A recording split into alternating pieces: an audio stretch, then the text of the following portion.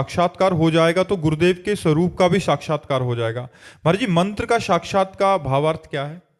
इष्ट के स्वरूप का प्रकाशित हो जाना, इष्ट की लीला का प्रकाशित हो जाना, हर समय मंत्र सामने विराजमान रहना।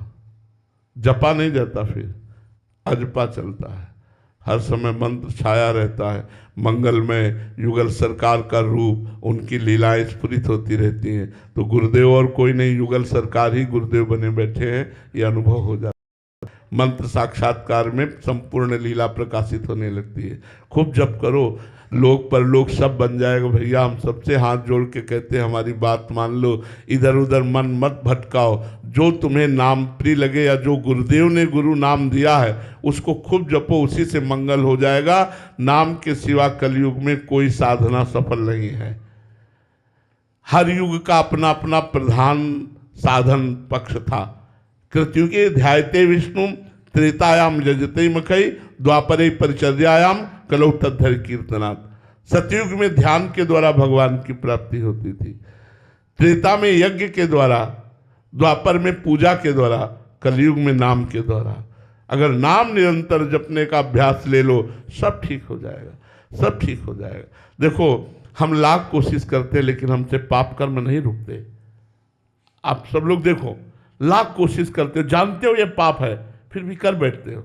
नहीं खाना है, नहीं पीना है, नहीं भोगना है, फिर भी कर बैठते हो। क्यों? जानकारी के साथ हमारे अंदर आत्म बल नहीं है, हमारे अंदर बल नहीं। हमारा मन हमको गिरा देता है, हमारा मन हमको परास्त कर देता है। यदि हम अधिक से अधिक नाम जप करेंगे तो श्री हरिवंश नाम बल लहो, अपने मन भाई सब कहो, रहो शरण हरिवंश की। अगर हम भगवत चरणारविंद प्रदान करने वाले आचार्य की शरण में होकर नाम जप करें, गुरुदेव की शरण में होकर नाम जप करें, तो हम अपनी जानकारी का सही प्रयोग कर सकते हैं। हमको विकार गंदी बातें गिरा नहीं पाएंगी। जैसे हम लोग कहते हैं कि हम चाहते नहीं हैं, पर पता नहीं कौन हमारे दिमाग में बैठ जाता है, हमसे ऐसा करवा लेता है। भूत सा है और वो करवा लेता है। इसी को वेग कहते हैं। काम वेग, क्रोध वेग, लोभ वेग, मोह वेग, ये सब वेग हैं। इन वेगों को झेलने की सामर्थ्य अध्यात्म में है, और अध्यात्म की चढ़ाई नाम जप से होती है। नाम जप करो तो अध्यात्म की सीढ़ियां चढ़ते चले जाओगे। भजन नसेनी प्रेम की, जितना नाम जप करोगे उतने आगे बढ़ते चले जाओगे। कीर्ति कुमार जी, नागपुर से। राधे राधे महाराज जी। महाराज जी, बुद्धि तर्कनिष्ठ होने के कारण ईश्वर की निर्गुण उपासना में रुचि है महाराज जी। महाराज जी, कोशिश करता हूं कि ध्यान लगाऊं, बट एक कुछ समय ही, एक या दो पल ही शून्यावस्था आती। किसका ध्यान? निर्गुण का है? निर्गुण का ध्यान। निर्गुण का कोई ध्यान होता है? ऐसा ही बोल रहे हैं महाराज। नहीं, निर्गुण का, निराकार का कोई ध्यान होता है? महाराज जी, कोई विचार ना आए, कोई विचार ना आए, विचार शून्यता बने। हाँ, ये खास बात। निर्गुण निराकार के क्या है? विचार शून्यता।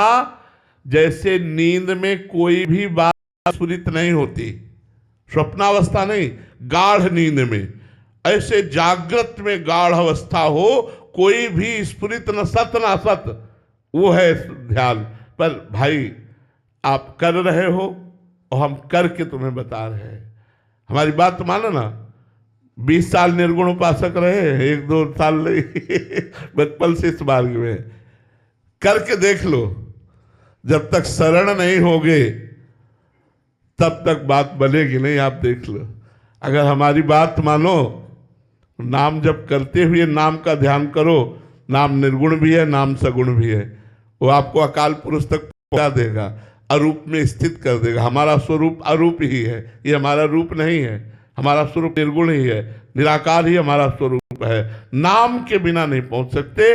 आप करके देख लेना, आप करके देख लेना। अगर विजय प्राप्त कर लेना तो हमें बताना। जब तक नाम जप नहीं करोगे, भले गुरुदेव से लो, चाहे प्रणव लो, प्रणव मतलब समझ रहे हो ना, चाहे प्रणव लो या राम नाम लो या कृष्ण नाम लो या हरि नाम, बिना नाम जप किए उस अकाल परम पुरुष दिव्य सच्चिदानंद को प्राप्त नहीं हो सकते। वही साकार है, वही निराकार है, वही सगुण है, वही निर्गुण है, क्योंकि वही एक है।